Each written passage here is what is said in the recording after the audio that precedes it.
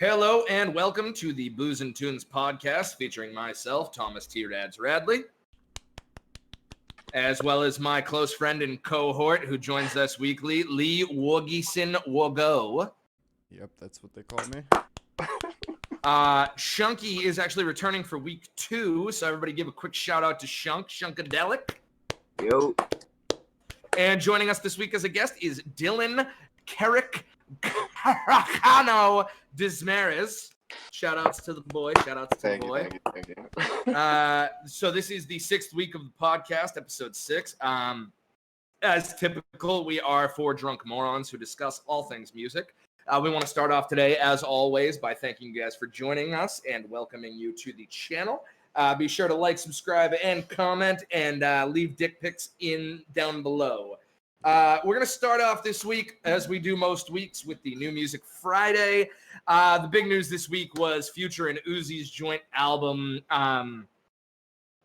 This one was, it was a long time coming. They had talked about it, for fucking months, probably, maybe just weeks. But it's highly anticipated. The first week numbers and all that shit are in, but we'll get to that after.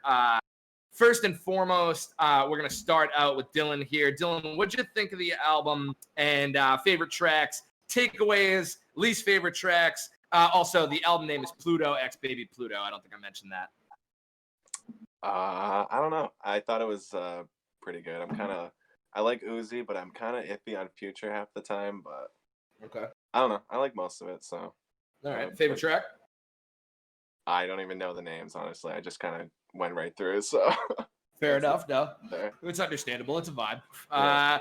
Gonna move over to Lee Wargo on this one. Wargy, what are your thoughts? Okay, same general idea with Uzi being more of my favorite. I do think that Future has a good sound to him, but it just sounded. This album seemed scripted as fuck to me. Like it seemed like Future was reading off of a piece of paper and then they fucking they made it into a song like a YouTuber would just make some shit into a song. And that's what it sounded like to me. I thought that I guess their best song, according to Tom, is Drinking and Smoking. No. I said that was the big song. That was like the big one? Yeah. That was the highest on like New Music Friday and shit like that. You know what I mean? That one, there were certain parts where he did decent, and then other parts it literally sounded like he was reading off a piece of paper to me. So all right, so kind of a robotic formulaic thing you're saying there. Yeah. I get that. So overall, it seems like Dylan liked it, Lee did not. Shunky, what'd you think? Did you listen? Favorite tracks, least favorite tracks? I kind of agree. I'm not a huge Future fan, but I do like Uzi a lot, so I think, that was enough for me to keep listening to it, but the whole thing just kind of felt mids to me. Okay. All right. Well, it seems like for the most part, everybody's somewhat agreeing on the Uzi over Future factor. What I'm going to say to that one is that I hate you guys and you're not my friends anymore. The fact that all the Future disrespect has gone on in this Discord just now makes me want to delete the entire channel, even though I don't have the permissions to do so. I've never been the biggest Uzi fan. I don't think that's a secret. There are Uzi songs that I like. To be completely honest with you, XO Tour Life is still his best song by a fucking country mile. I don't care what anybody has to say about it. There were songs from Eternal Take that I liked. It wasn't what it was built up to be, in my opinion. But with this album, I do like it. It is what it is, though. It's party music. It's hype music. I was hammered this weekend for my birthday. Shout out to my birthday yesterday. And I listened to this entire album like 3 times through just because that's what everybody plays when it comes out. There were some good songs. I got to be honest with you. I think That's It is probably the best song on the entire album, in my opinion. They also did shoot a music video for that one, but just to expand on that just for 1 second, I just feel like Future has the most concrete sound. He's just the most experienced, the auto-croon trapping is really his field. That's what he shined in. He is kind of, the one who brought up most of these young kids who are doing the thing now. I'm still a huge Future fan. Again, I like some of Uzi's stuff, but I'm not the biggest fan. So overall, it seems like everybody's pretty lukewarm on that one. Just while we're on this topic, the sales numbers are actually in it, or the suggestions, what they think it's going to be, the projections, I'm sorry. Looks like Uzi Future will do between 110 and 120,000 sales first week, with most of that being streaming, of course. Surprised by that? Kind of what you thought? What do you guys think? I think it's a pretty good number, right? Aren't people getting like 50,000, 60,000 usually? Well, 6 digits is kind of the breaking point of like you're here, and then when you hit 6 digits, you're really popular. The thing though is I don't know what the exact number is. I'll look it up right now, but I know Eternal Atake did way more than that. I mean, again, that was like this big meme on the internet. Everybody wanted Eternal Atake to drop, and he has like this crazy following. But with that being said, you would assume that a joint album with him and another huge superstar would do more numbers than that. With that being said, they didn't really put out a single until the album was like about to come out. I know they put out Patek, which I think most people were kind of lukewarm on. Maybe it was just not the best build-up, I guess you could say. But I think that's surprising to me that they only did 110, 120. It looks like Eternal Atake 300. I didn't even hear about this album coming out.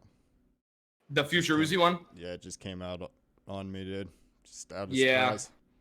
Well, a lot of people do that now, obviously. There really is. There's like a whole mystique behind like the secret album dropping now. People like to announce it and then immediately put it out, or there's internet rumors that it's coming out, and then all of a sudden there's a cover photo and everybody's ready for it and it comes out at midnight. But yeah, those are my thoughts typically. Just to update that though real quick. Eternal Atake debuted with 288,000 first week. So, I mean, one way or the other, a drop, but not a crazy one, I guess. It is less than 50% though. Moving on from there, we had Aesop Rock with Spirit World Field Guide. My thoughts, just to start out, we have here a typical Aesop fucking just puzzle labyrinth of lyricism, as we always get. Very expansive and wild concept album here. From what I understand, it is supposed to be portrayed as a story of a trip taken into the spirit world. A lot of it's like a travelogue. A lot of focus on like supernatural and animals and like creatures and stuff like that. The music videos also have a lot of that too. Aesop's out of this fucking world pretty much with everything that he does. He really, when it comes to pure lyricism and rapping ability, I don't know if you can put anybody over him, but he's certainly top 3. Just speaking lyricism terms. Anybody listen to this? What are your thoughts? Let's start with you, Shunk. I did not listen. Good, you're dead to me. Lee Wargo. Okay, so first off, first time hearing it, it gave me gorilla vibes. The gorillas vibes. Okay. Just the sound of his voice, not necessarily anything else. Yeah, but I actually was pleasantly surprised by how good he was. Oh, he's amazing. You don't even have to be paying attention, but if you are, it just opens up a whole new thing. But if you're not even paying attention, it just sounds fucking good. Like, his music just sounds good. I think Boot Soup and Jumping Coffin were my 2 favorites. Oh, okay. Actually, I had Coveralls as the best song. Coveralls. I just like the fucking. It's like it feels like the beat is like supposed to be punching you in the face. I don't know. I like it. Dill, what'd you think about this? Skateboard music. Mm-hmm. I did not. Okay, maybe that's where like the connection is being made from like the Dell features on Gorillaz tracks and being in Tony Hawk. I don't know. Whatever. Dill, you didn't listen to this one? No, I like his earlier stuff though, honestly. Okay, so it is still up to par lyricism wise, as always. He never falters on that. It's definitely it's probably more abstract than most of his music, to be honest with you. You have like what was the album a few years ago? Like weirder beats this time around. Yeah, and the Impossible Kid, and the concept too. But like the Impossible Kid that came out a few years ago was more like we're talking straight hip hop, where not diving too much into a big concept that's supposed to be like some cohesive program. but he definitely did a good job. I think everybody who listens to Aesop understands, what a force he is in that genre. But overall, still very, very good. I mean, I imagine most, if not all, people who are interested in Aesop are lyricism fans, so definitely check that one out. I don't think you have to be. That was my first time hearing him, and I thought the album was really cool. I mean, he opens That's it crazy. up really in a cool way because he's just telling you, he's like, you could skip around, you could pick things that you like in the intro of the song.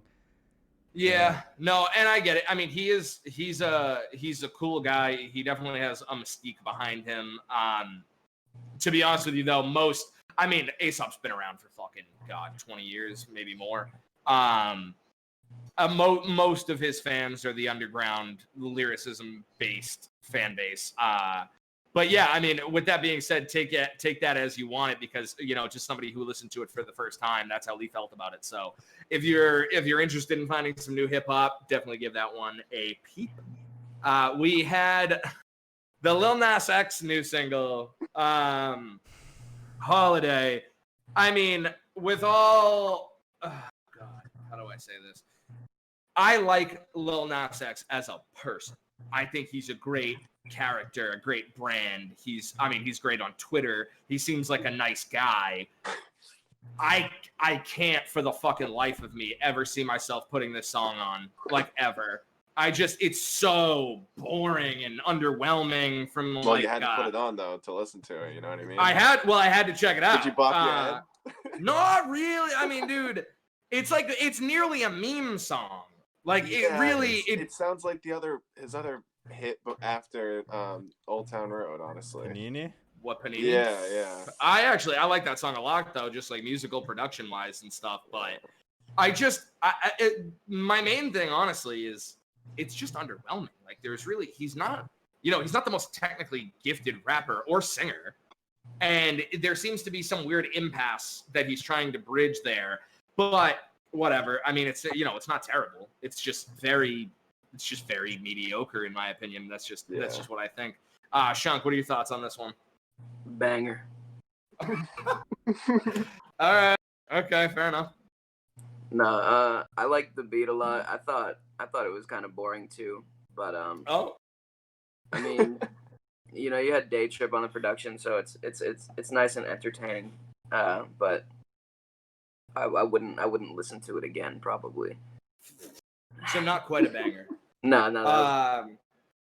Yeah, I would agree with that pretty much entirely. I actually wrote down the word blech. Lee Wargo, thoughts on that one? All right, so first time I listened to this song, I thought it was probably the worst possible thing he could have come out with. Fair enough.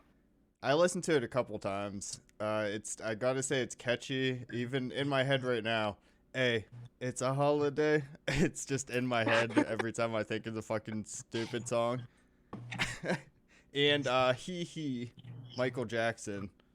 That was actually like my least favorite part of that entire song. That really, I don't want to hear that. I'm sorry. It's just, that's what I mean. Like there's memeing in there. I don't know, man. That's not what I'm looking for. And that's what I got. Really any kind of music. Dill, I know you pretty much agreed with me on that one. If you have any other thoughts, feel free. The bass line was good. That's about it. Well, that's fair. Other than that, just generic. So, I mean, hey, with everything that we've said been understood, excited for his album that's supposedly this year, maybe early next year. Doesn't look like anybody in here is really that astounded by it. No, but I'll get the plays though. I will listen to it. I have to listen to it, but I don't know. I feel like there might not be too much more in that well of creativity. Who knows? Maybe he'll prove us wrong. Moving on from there, we have Billie Eilish new song, Therefore I Am. Kind of a typical Billie sound. Like the hushed, whispery vocals. That's not to say that it's bad though. I like her style. She definitely has like her angle and her area that she stays in. The music video was really cool if you guys didn't see it, and the production, as always, was terrific. But it was a good song overall. It's not one that I'll spin 1,000 times, but I'll definitely listen to it again. Thoughts on this one? This Oh, song don't all was, jump at once now. this song was good, but it wasn't. I seriously just thought it was mediocre. I mean, I thought it was good for Okay. her. Maybe if I never heard her other shit, I'd be like, oh, okay, this girl's gonna be something. But I already know that she could make a lot better music than that, so Okay. I don't know. Okay. So kind of a But backhanded it compliment was there. good. It's a good song though. It is a good Yeah, song. Song's pretty good stuff, but like she's made better. She didn't do anything different. I don't know. I like to see something. All right, so different. what's your favorite Billie song? I'm not a huge Billie fan, but I mean, I like Bad Guy. I mean, who doesn't? Okay, that's fair. I would still say Copycat's probably my favorite song she ever made. Copycat. I like that. I like that song a lot. I think it might have something to do with the fact that I saw it performed at Camp Flog Gnaw for the first time ever. Like, that was my first introduction to her. So, Dylan, thoughts on this one? Did you listen to this one? Yep, I checked it out. You know, it's a little dancey, a little bit more up tempo, but like you said, more of the hush funk. I want to hear her sing. It's a little dancey. I want to hear her belt something out one song. I mean, yeah, I like, think that's kind of a good thing. I feel like most people are waiting for that, but like subverting expectations is always a good thing. Most of the time, I guess not always. Yeah. I think that there will be something at some point where she starts kind of using the full range of her vocals, but I think I don't know. I think she just has like a good little sound there. It's very ghosty and haunting. Shunk, what'd you think on this one? It's a good song. I like it. I do like it. I like her style. I'm not a huge fan of Billie Eilish, but I did check out the song and I thought it was okay. I can see the appeal for sure, but it's just not something I would go out of my way to listen to. Okay, that's a fair assessment. So William Eyelash, from Shunk's point of view, meh. Moving on to something that, okay, so maybe not to most people. I don't know if any of you guys checked it out. Choo Jackson, I believe from Florida, now by way of Pittsburgh, Pennsylvania. In the past has been known for his affiliations with Mac Miller. He was signed to Remember Records. He had numerous songs with Mac. I don't know exactly how many. I can think of two off the top of my head. He just released his new album. It's called Ghetto Beautiful Misery. Choo is not, I mean, he's not the most technically gifted rapper, but there's definitely some kind of vibe to him, and his voice is it'll kind of draw you in if you're into that kind of sound.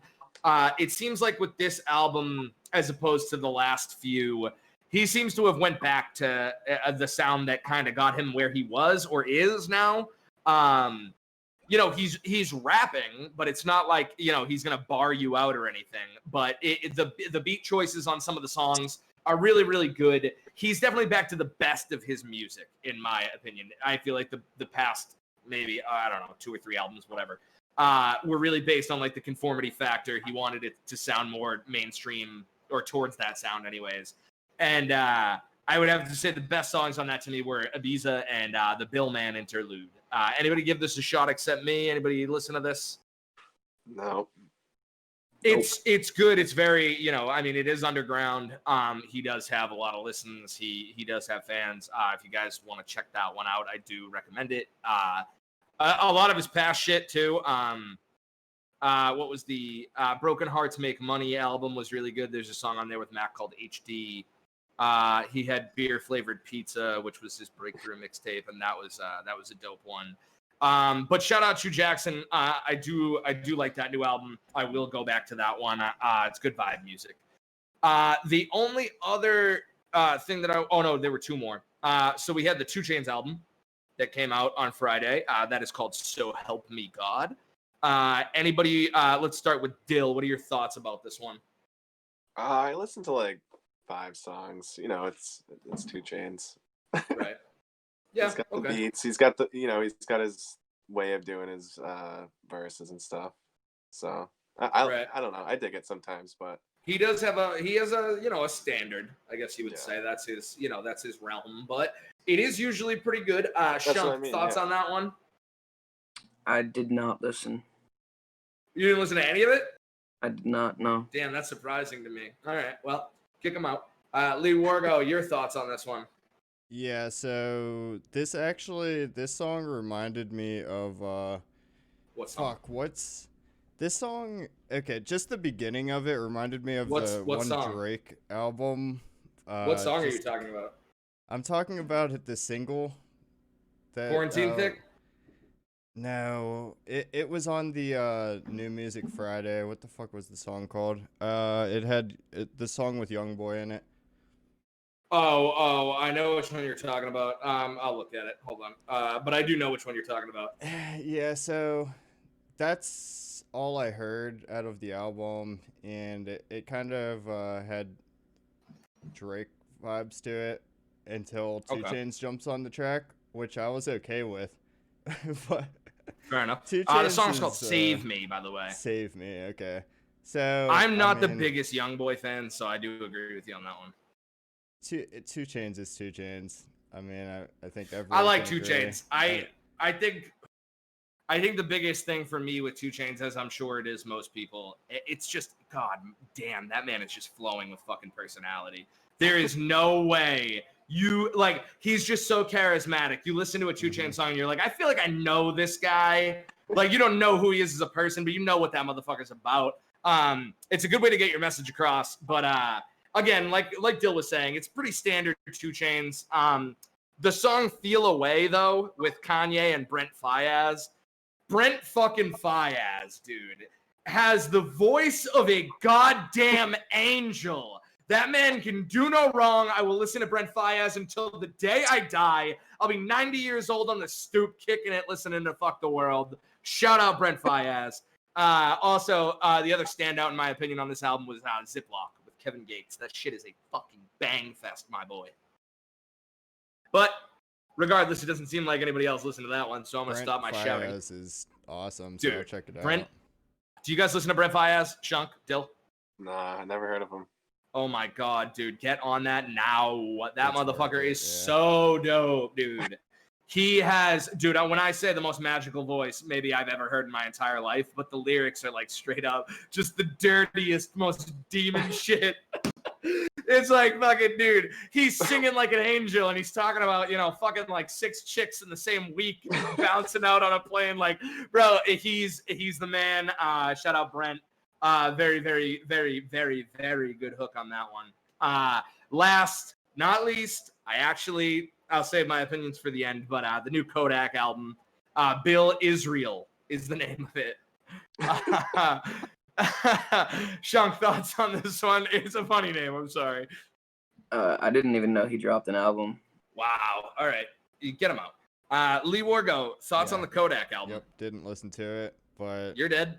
I didn't really listen to Kodak in the first place, so not surprised. I like didn't Kodak. know. Kodak has an ability to make bangers. Dill, you listen to this one? Yes, I listened to 30 seconds of the first track. Good work. That's impressive. Okay. And I was like, no, I can't do it. I like Kodak. I just think he has like a weird uncanny ability to just like get me focused on the song. I don't know. Maybe it's the voice. He says some funny shit, man. On the song I Wanna Live, that's definitely my favorite song. He said, already show my ass, now I let my nuts hang. And I laughed for like a solid 5 minutes. I had to replay the whole song because I laughed so hard at that shit. But I think that the main reason this album was released is because he's in prison.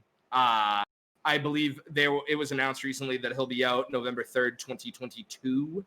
But he needed something out there. I'm sure he has a shitload of music recorded that has never been released. So that seems like kind of, what they do when that happens. Couldn't that diminish his career a little bit?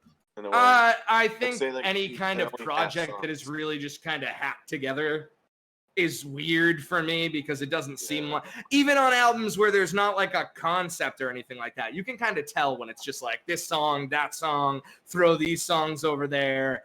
I don't know. But with that being said, there was at least one song that was, it was recorded and released like a year or two ago. Like it's definitely a wide area. Like, I don't know how to say it. It's a lot of songs from a lot of different times. Obviously, he's been in prison for however long now, but it just seemed kind of thrown together to me, as I feel like most albums are when that kind of shit happens. Mm. So that is kind of it for the New Music Friday. There wasn't too many releases this week that I cared about, I guess. I'm sure there were other people that dropped music, but none that I would feel like talking about. Anybody have any other new music that came out this week that they want to discuss? No. All right, good. Moving on to the next segment. I need a cold one. Give me a 30. This next segment. So what we like to talk about, we have a wide range of topics, just things to start conversational points, really. I wanted to start with this one just because it was just a few hours ago. Benny the Butcher. Very, very, very talented rapper from Buffalo, New York, I believe. Part of the Griselda Collective, who have just went on a spree of releasing shit this year. It's very gritty New York boom bap. It's really, really good shit. He was shot today in Houston at a Walmart. I believe it was attempted robbery. Somebody pulled up and tried to take all of their chains, I believe it was. And apparently, from the reports, the collective who was with Benny were kind of moving too slow for the robbers' liking, and they retaliated by shooting Benny in the leg. They then left the scene, and Benny was taken to the hospital. As of right now, his situation is still kind of not being covered. We don't really know where he is. So prayers and love out to Benny, very talented rapper right there. Anybody here? I'm sure you guys read about this today, saw this in the news. Dill did not. Everybody else did.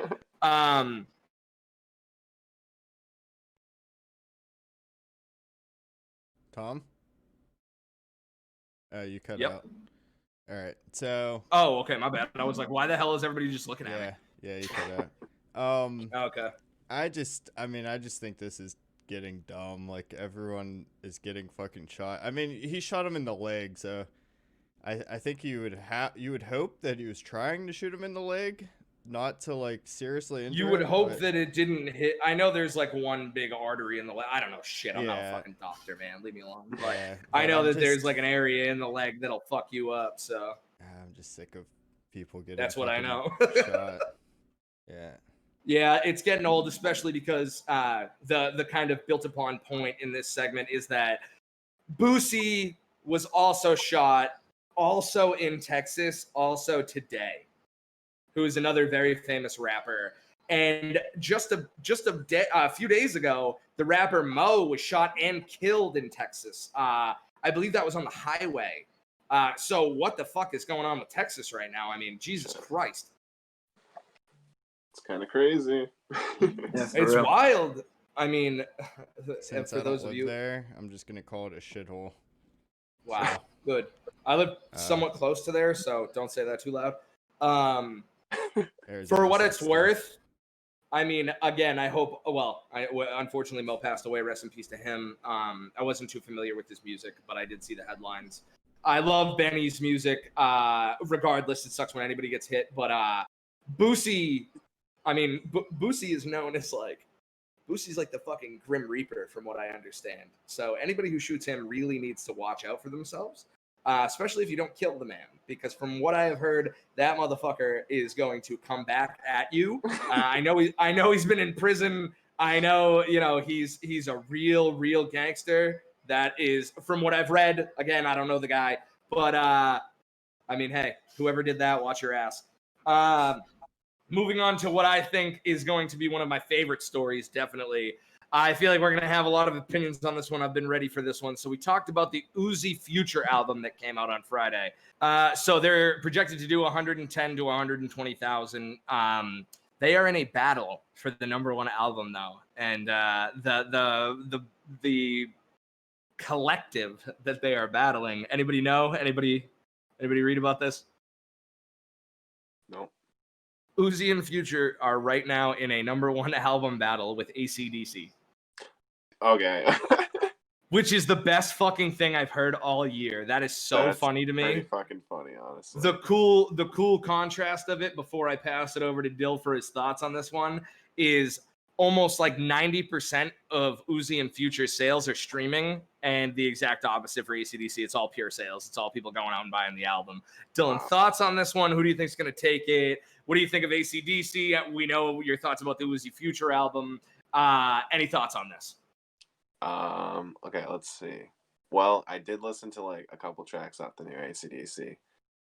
It's good, but it's still the same exact fucking. Always is. Sorry, I didn't mean to curse, but like, it's the same thing as Fuck it. Back in Black album or whatever. So, you know, the people that love it are gonna get it.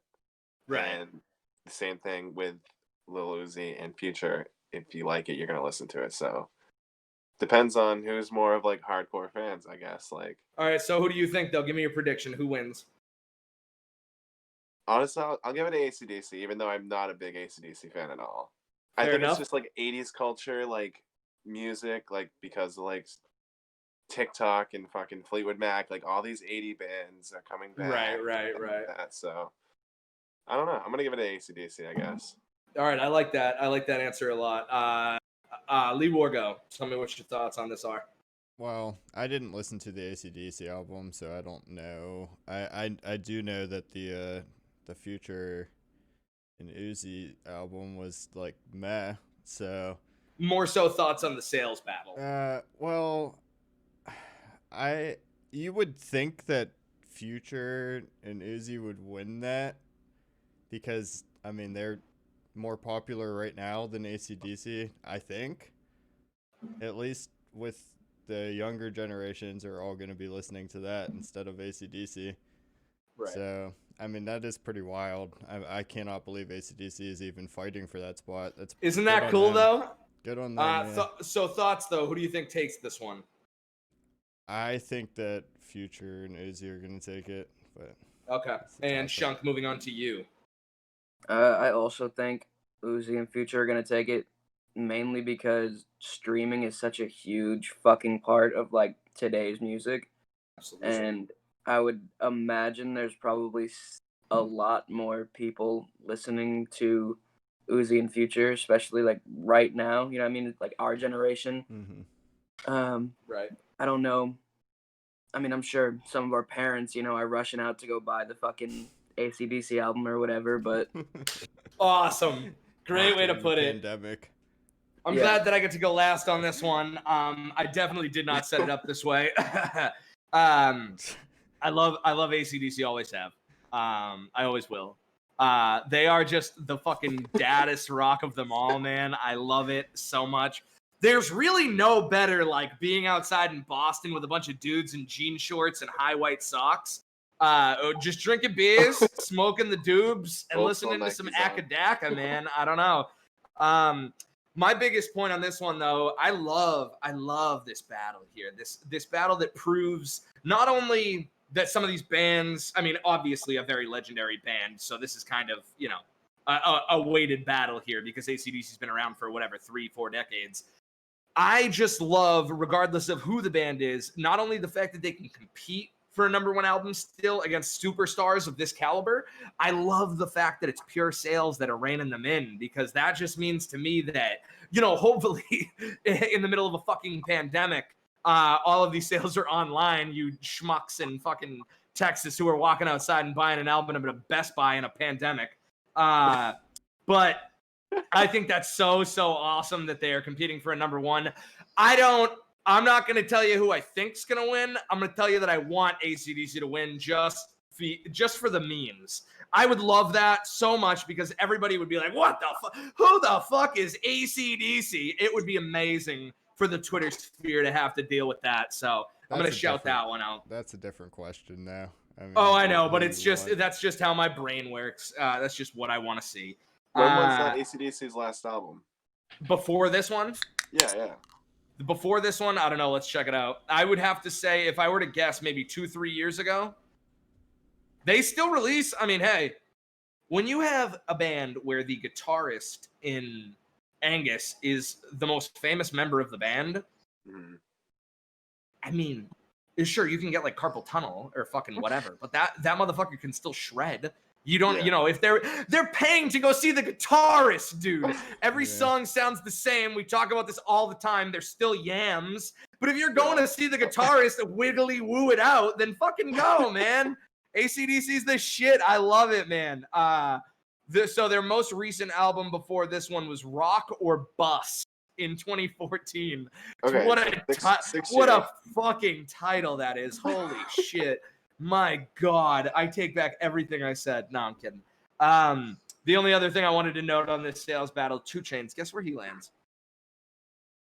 Anybody have a guess of where 2 Chainz landed? Like numbers? Well, yeah, like how many sales in the first week? I have no idea, honestly. 60K? Give me a guess. 60K, Shunk says. What do you think? I'm going to say 45. Lee. Somewhere around 70, 80.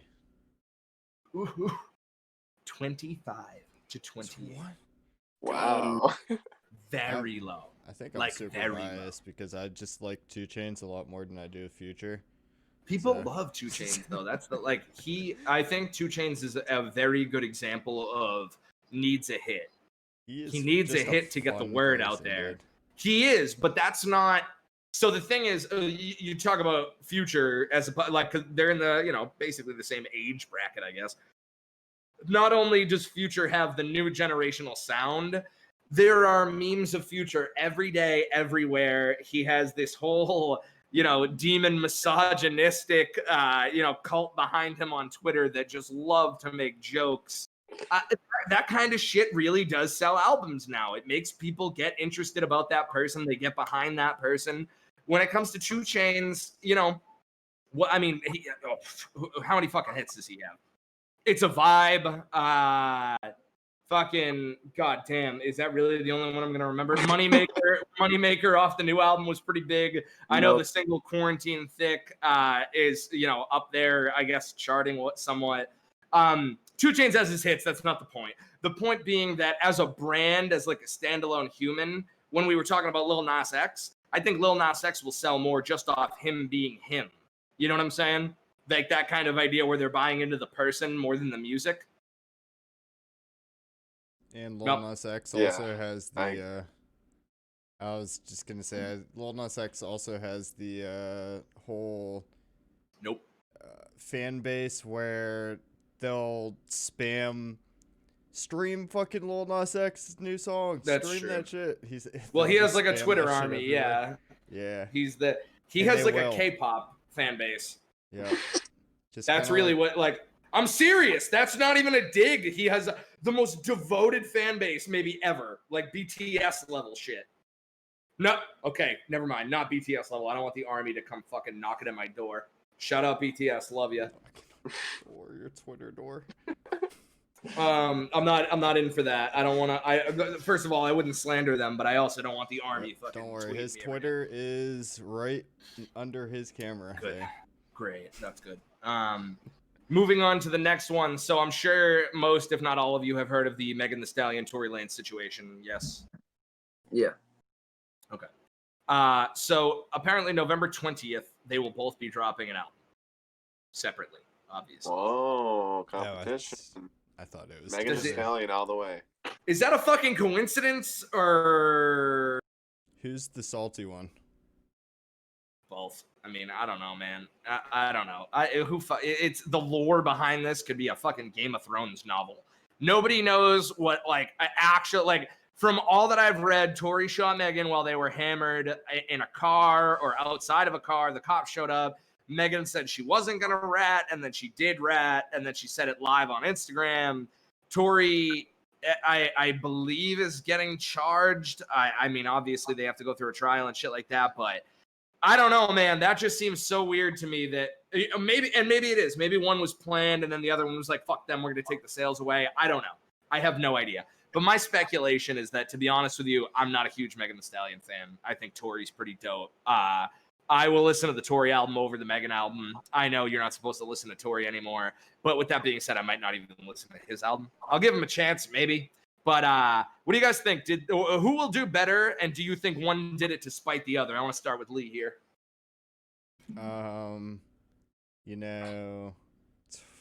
It's Tory. I mean, I don't hear people talk about Tory that much before this whole thing happened. Just recently, I used to hear about him all the time. I hear a lot more about Megan now. I would assume that she would probably do better. But it is weird. Like, what if they're just in on it and they're just like trying to increase both of their sales by releasing on the same fucking time? I mean, it begs the question, but I guess at the same time, we can only speculate. Who knows? Who really fucking Either knows? way, honestly, I don't give a shit. I mean, I just don't care about that whole thing. I will say one thing. I believe Megan's last project, it was the one with Savage, I think. I don't remember. Let me check. I remember it doing not so great, I will say that, if I'm remembering correctly, for a pop star. You know what I mean? Somebody who's supposed to be up in that six figures. Let me see. Closing out the top 10. Yeah, okay. So Suga opened at number 10 with 41K.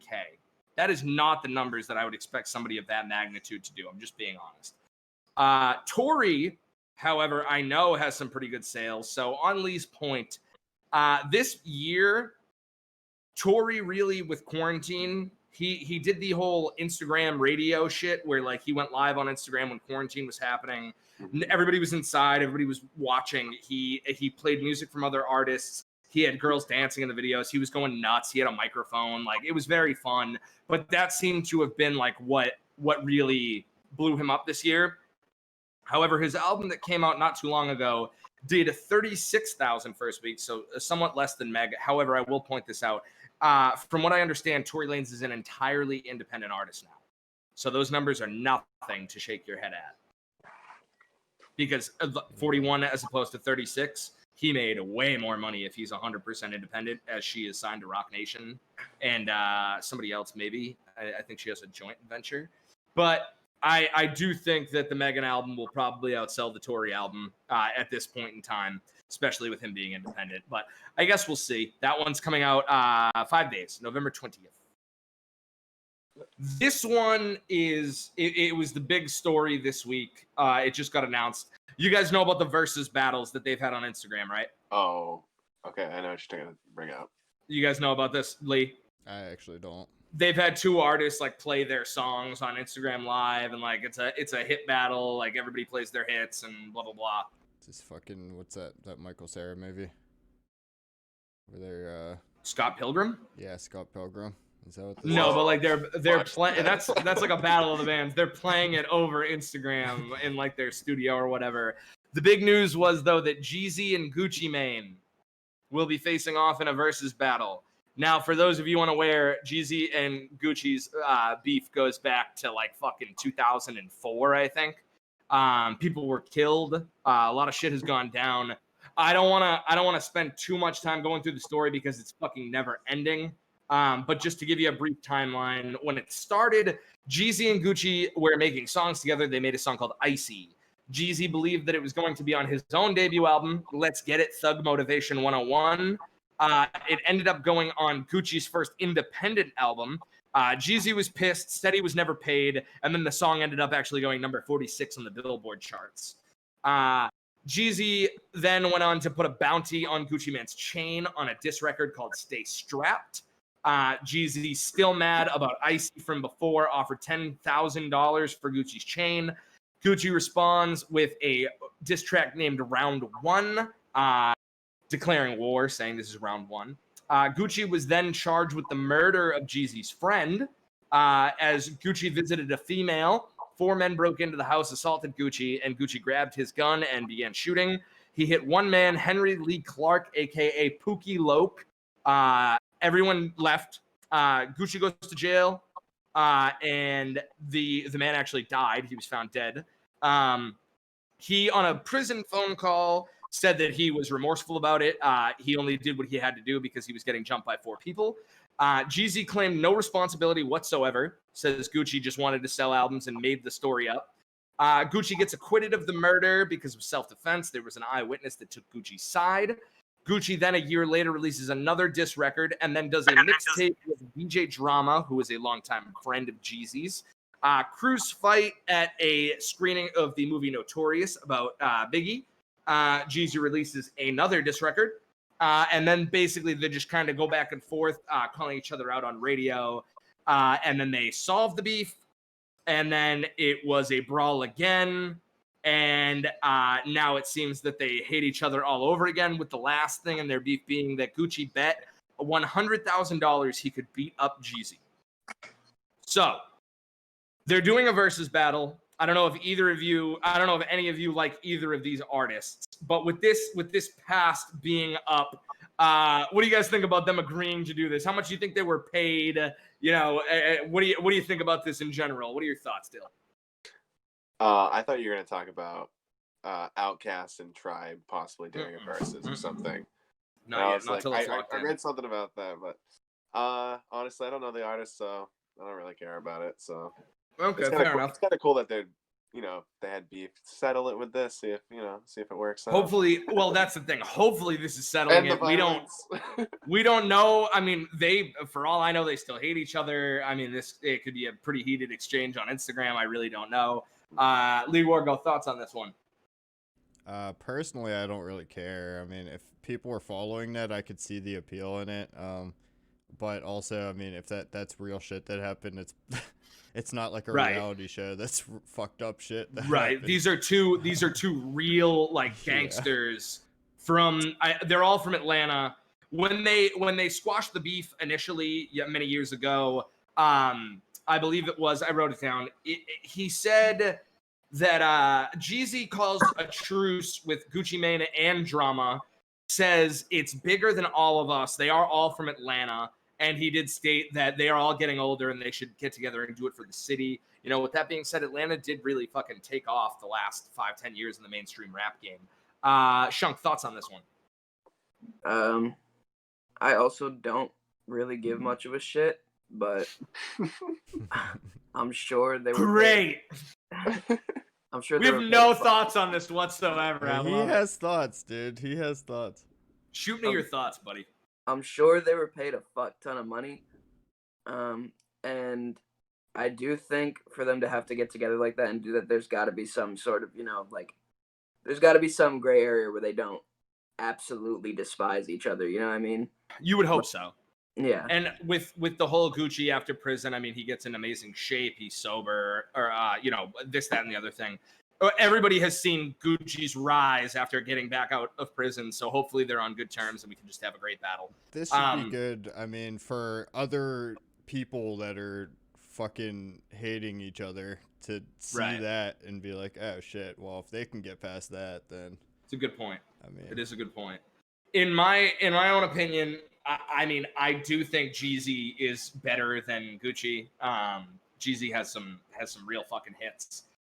Over years too. I mean, it's not like he just had one. I mean, even off, what was it, the Recession album? He had that song with Kanye, For My City or whatever it was. That song was a banger when it came out.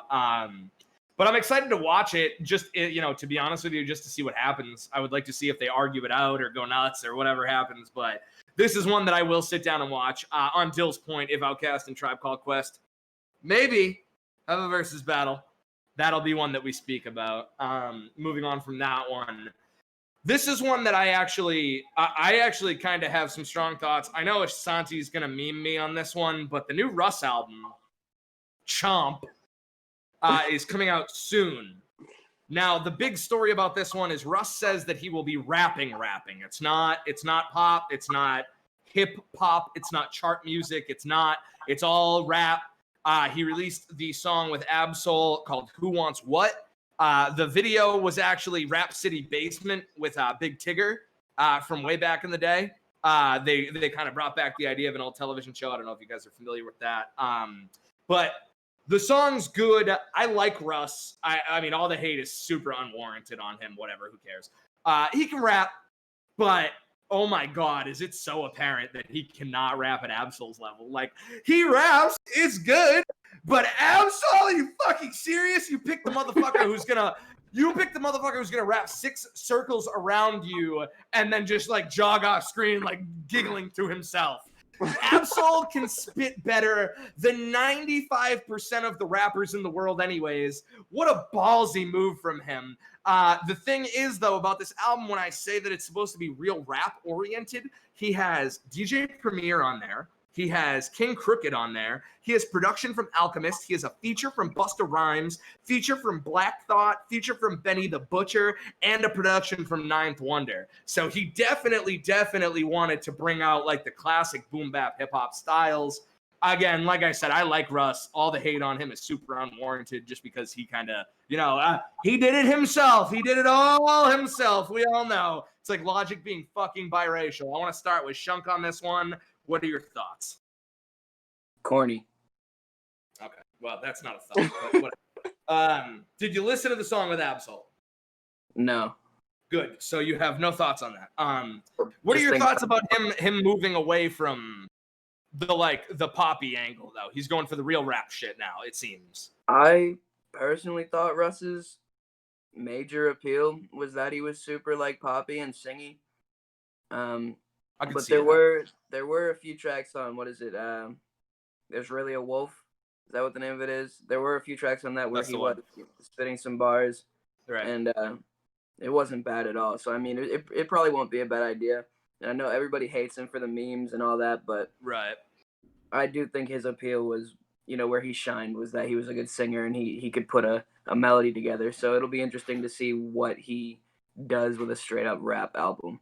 That's honestly a really, really good point because I would agree. That was a fantastic point. The whole appeal of him up until this point is that he's kind of like a Drake. You know what I mean? He has that very wide-ranging appeal. He sings, he croons, he raps, but it's all very easy listening. It's not like there's any crazy experimentation on it or anything. He does what he does, and he sticks to that.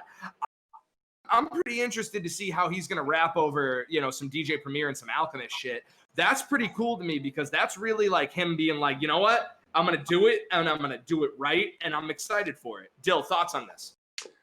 I've never listened to a Russ track. Okay, so thoughts on the direction of the album. As you've heard us say, he was more of like a pop rapper, like a Drake, and now he's really trying to hone in on the bar situation. I'm sure Premier and Alchemist and Busta Rhymes and shit. Yeah. So what are your thoughts about the really hard rap direction? I don't know, kind of like, well, from what you were saying, it didn't seem like he had like the ability to do that. Okay, so adding on to what I said, I guess, like I said, he can rap. But why the fuck are you putting yourself up against somebody like Absol, man? Like, what? Like Mac has songs with Absol, and it was as the biggest Mac stan of all time. I'm like, ridiculous. I listen to Mac every day. I know Absol can rippity rappity root rap better than Mac can, but Mac has the intangibles. But Absol still raps better. It's really hard to rap on Absol's level, man. That's not knocking Russ. That's not knocking anyone. Absol is a fucking lyricist, man. So in the schemes of this album, to be on that, I mean, that's pretty high praise to be listed up there with the Alchemist and Busta Rhymes and Benny and Premier and shit like that, Black Thought, Ninth Wonder. I mean, Black Thought's one of the best rappers alive or ever, really. It's all bars. It's all lyricism. You got to fucking read it back 9 times to even know what he said. Lee, thoughts on this one? Do you listen to Russ? No, I know who he is, but I couldn't even tell you a song that he has. To me, he seems like a personality, like people, it seems like something that girls love to watch or something. I don't fucking know. Okay. But, well, he definitely, he like we were saying, he has the pop appeal. That's definitely a big part of him. So, I mean, by what you said, I mean, I think it's cool that he's doing that. He's probably not going to have a lot of success with it, but I think it's cool. He's challenging himself, it sounds like, so. And that's a good point, too. He is challenging himself. That's a really good point. I will say, though, with all that I've said, if you're interested, go check out that song, Who Wants What, because he raps. He's not like he's not a terrible rapper by any means whatsoever.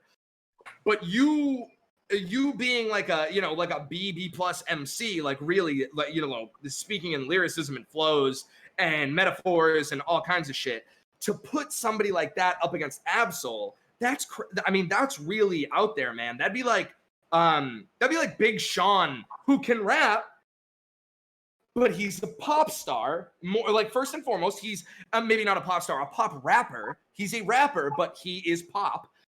putting himself against somebody like fucking Lupe Fiasco. Like, there are levels to this lyricism shit. You have your Aesop Rocks and your Lupes and Black Thoughts. And I mean, even Eminem's, like, you have those people that are just the top echelon of lyricism. That's what they look for. That's what they write. That's what they study against somebody who, you know, for all intents and purposes, came up as a pop rapper, somebody who made hit songs, got very viral and made a lot of fans, but he does have a diehard fan base, so it might still sell even so. But that's beyond the point. We've definitely talked about that a lot. Excited for it. Yeah, I'll definitely give it a listen. Moving on from there, we have Jeremih, the singer. I don't know if you guys saw this in the headlines. He apparently has COVID, and he is in very, very bad shape. So prayers out to Jeremih. Not my favorite artist by any means, but he's been on some good jams. He has 2 mixtapes with Chance the Rapper about Christmas. It just seems like a good dude. No reason to dislike him. Hope he gets better. So sending prayers out to that. From there we have Lil Peep 3 years ago today passed away. I know Shunk is a huge Lil Peep fan, so I'm gonna let him start this one. You can take your time. 3 years ago today, Lil Peep passing away. Rest in peace. Yeah, man, I still think that's a tragedy for, like, you know, the lane he was in specifically. Because, you know, you listen to all these people now that are, you know, they think they're on the emo trap wave or whatever it is, and nobody was really doing that, you know, or gunning so hard to do that before Peep, you know, kind of started coming in the game and changing shit. So shout out to that, and, you know, prayers out to his family and stuff, because that fucking sucks for sure. Right, definitely. I know Lee was also a big Lil Peep fan. Get your thoughts on this one, Lee. Yeah, I mean, obviously that's ridiculously sad. I mean, the first time that I heard Peep was because he sampled a Brand New song. And I love Brand New. What song was that? Fuck, it's like shit. I'm trying to think. It's like dun dun dun dun dun dun. What the fuck song is that? I forget what song it is, but Jamie could pull that up. And, I'm gonna pull it up on my cell phone. Jamie, tell me what it is. But I mean, that's that just Crybaby. Crybaby? It was Crybaby. Yeah. So I mean, I automatically had respect for him just right off the bat because of that, because I'm such a big Brand New fan. And then I was like, oh shit, I just listened to the song once, and then I just started to get the lyrics already down. I already he's just such an easy person to listen to, and it's that sad, big into lyrics music, which I'm all about. I've always loved lyrical music, so yeah, that's right. More like the crazy. Emotional lyrics, because you know, Peep was more of like a singer. You know, it's not like he's like a crazy lyricist, but he definitely delved into the feeling and the emotion that he was experiencing at the time, which is huge. Everybody always loves some emotion in their music. I was never the craziest Peep fan for sure, but I still do listen to some of his songs. I love Beamer Boy. I love Ben's Truck. There's a lot of shit out there. Save that shit. A lot of his songs, honestly, the bigger songs are the ones that I like. He definitely has the whole, like Asante was saying, the emo trap vibe. The voice was really something at the beginning that was like wow, nobody sounds like this. This is something new that we haven't really experienced yet.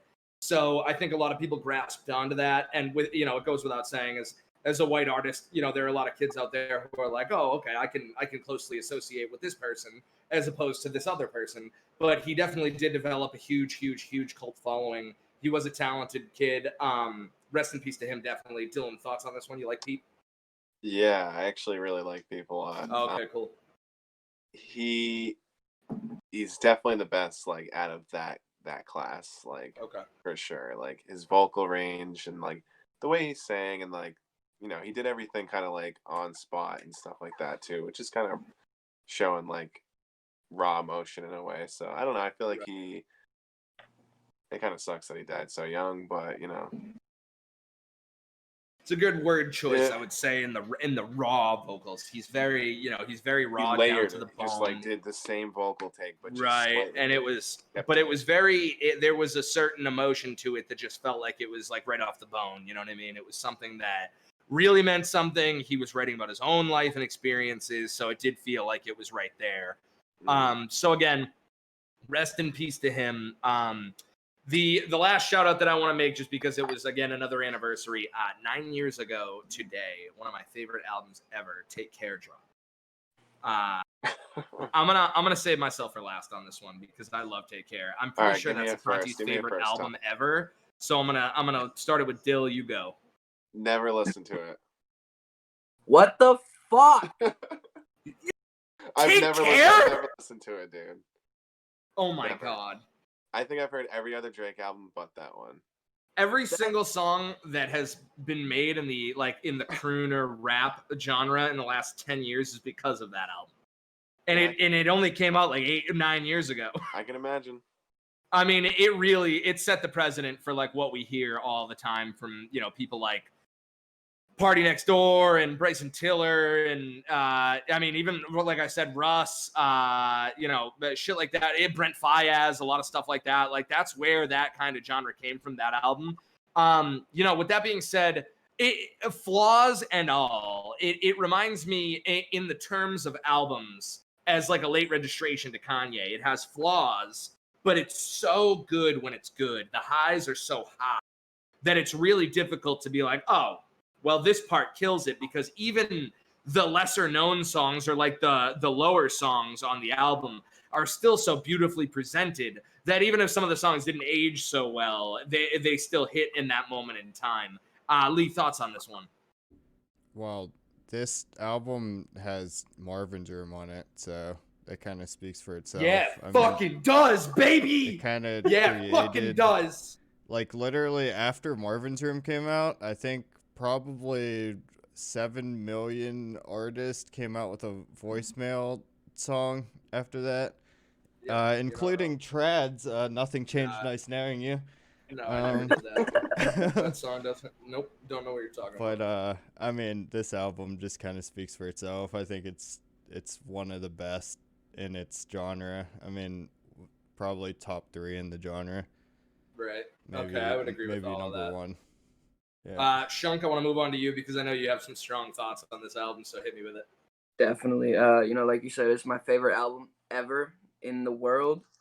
I remember vividly the day it came out. I put it in my CD player, didn't stop listening to it for fucking weeks, months, probably. I think this album did for, thousands of artists to come what like 808s and Heartbreak did for artists like fucking Uzi. Definitely. Definitely. Like, shit like that. Like it shaped the way artists felt like they could put songs together. I feel like, because there were definitely sad songs before Drake came out. Of course. But the way he like structured everything and the sounds and like the types of beats he used and like everything like that, I felt like artists felt more comfortable putting stuff together like that afterwards. Like after that came out and after that got big, in the same way the 808s did for like, auto-tune, sad rap type definitely artists. So yeah, amazing album.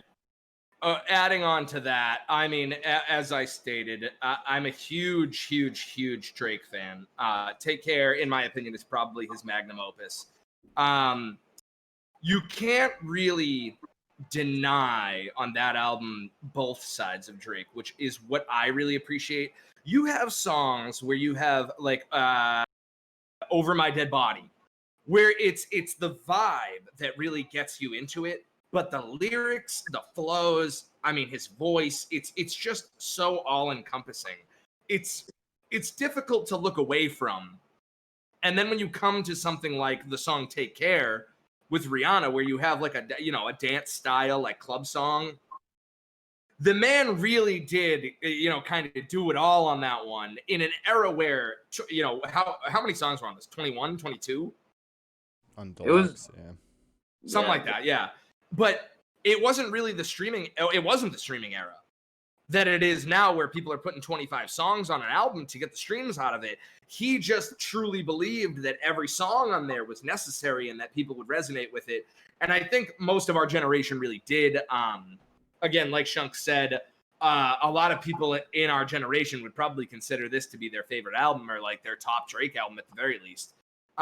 It really did kick off that wave of emotional kind of, R&B focused hip hop, which started with Kanye West and, people like from the Ninth Wonder shit. I can't remember the collective. I'll think of it later. But those were really the first two mainstream examples, Kanye and Drake being emotional and showing their heart in their sleeve in their music and really talking about like super personal family things and getting the listener in tune with what they were living through in those times.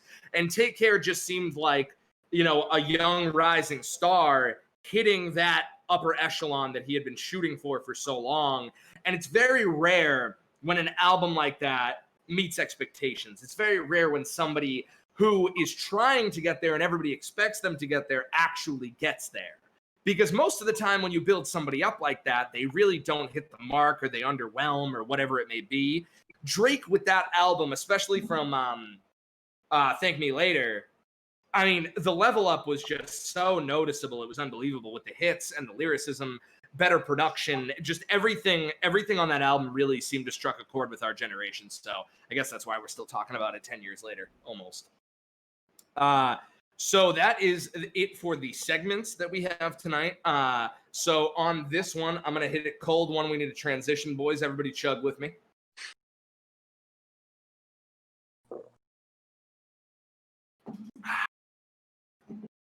When we come back after a message from our sponsor, we will hit you with the drinking games. Stay tuned. I don't think we have a sponsor. And we are back. We're going to start the drinking games with our weekly favorite, the lyrics game. Dill, to explain this one to you, it's very easy. I'm going to name a lyric from any genre, any song. The first person to tell me the song and the artist wins. The other two must drink. I kind of just drink along the whole time, so it's fine. We're going to start it with, and I've been thinking about her all the time. I've never seen somebody put together perfectly. What would I have to do to call you mine? Someone like you is so hard to find. Fuck, dude. I know this one for sure. Objects in the Mirror, Mac Miller. Shunky. Shunky is a regular Ken Jennings of Jeopardy on this one. Rest in peace, Alex Trebek. This motherfucker just kills it week in and week out. That's 1 point. Lee and Dylan both drink. Damn. Yep, that was powerful. Lee got the White Claws on deck. I do. Lee always has the fucking White Claws, man. I went from That's like his to White Claws. That's his whole thing, though. He's a clawer. That kind of goes without saying, I think. All right. I'm not a seltzer guy. Nah. No. I mean, I'll drink them, but I'm not like huge about them. Yeah. All right. The next one. Kneeling, looking through the paper, though he don't know how to read. Oh, praying now to something that has never showed him anything. Oh, I'm drinking. What? I know Dylan knows it, just for the look on his face. Again? Can you say it again? Kneeling, looking through the paper, though he doesn't know how to read. Oh, yeah. It's Pearl Jam. What's the song? I need a song name. It's not. Let's go with Even Flow. That is correct. Damn.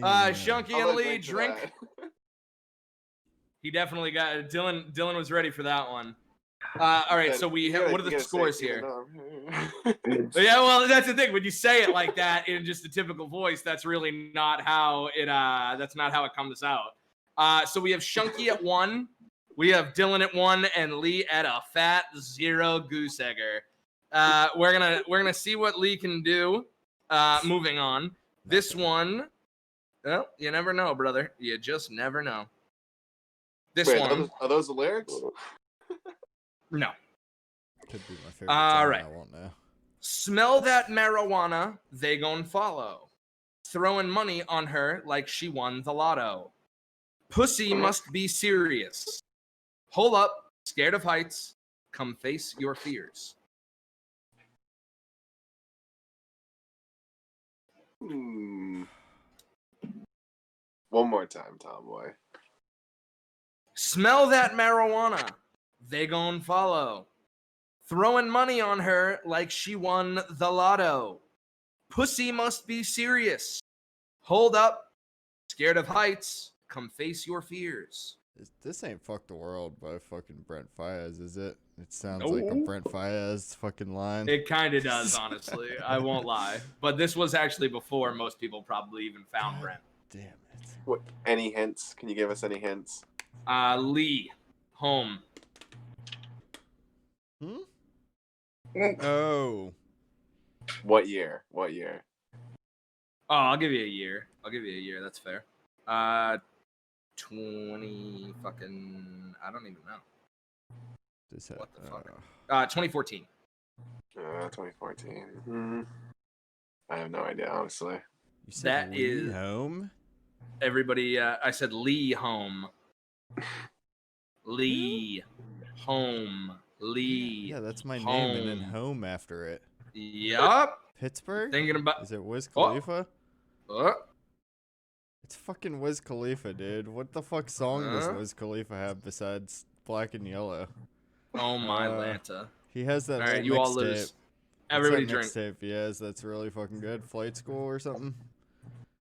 Flight School is amazing. Deal or No Deal was better. That was We Dem Boys. Oh my god. That was We Dem Boys. All right. That's a cold one. Moving on from that one. So we still have what? Shunk 1, Dylan 1, Lee, a big fat gooser. Sometimes you just gotta goose them, dude. I don't know. That's just, you know. It's Top Gun. I am Tom Cruise. All right. The next one. And it goes in, out through the mouth. Breathing exercises I will never figure out. So I am running in circles, walking in circles. Chunk. Flashlight, front bottoms. Oh, this boy knows his TFB. That is 2 for Shunk, 1 for Dill. Lee Wargo, still with a big fat. Yeah, I get it, dude.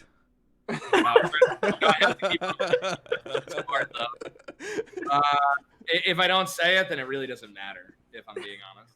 All right, moving on from that one. There's. I'm looking at 2 Chainz lyrics, and I'm like, all right, well, now I got to take the 2 Chainz lyrics out there. Yep. For 12 years, I've held it all together. But a night like this is begging to pull me apart. I played it quiet, left you deep in conversation. I felt uncool and hung out around the kitchen.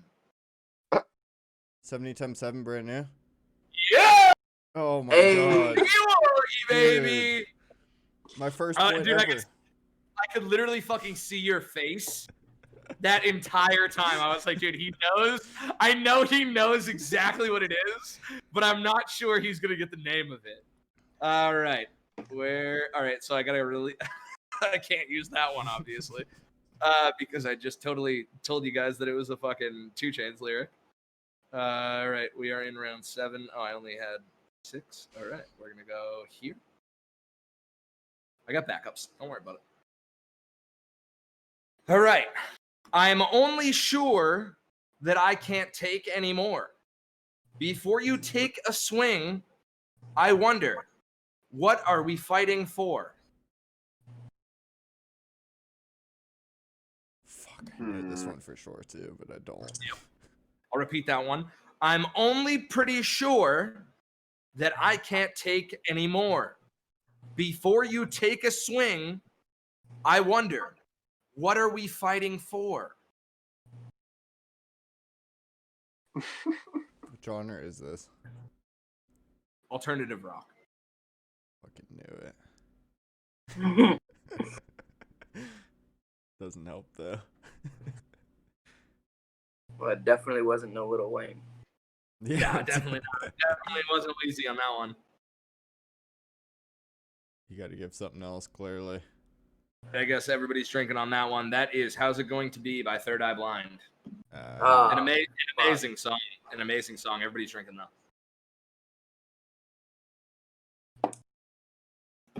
Okay. Moving on from that one, we are going to change genres yet again. This one is Yeah, girl, she wanna go down on a real one. I hit Jay Green like, what's the deal, bro? You see me doing shows now. I'm a pro now. Is that Beamer Boy by Lil Peep? Yeah! Lee Morgan with a late round comeback. Wow. I cannot believe Shunk didn't get that one. I knew man. it was Peep, and I was trying to sing it in my head, but I couldn't think of what song. It's so much better when I say the lyrics like that. I know it's so cancer, but I love it so much. All right, moving on from that one, we are going. Yeah, dude, I just kept switching genres on this.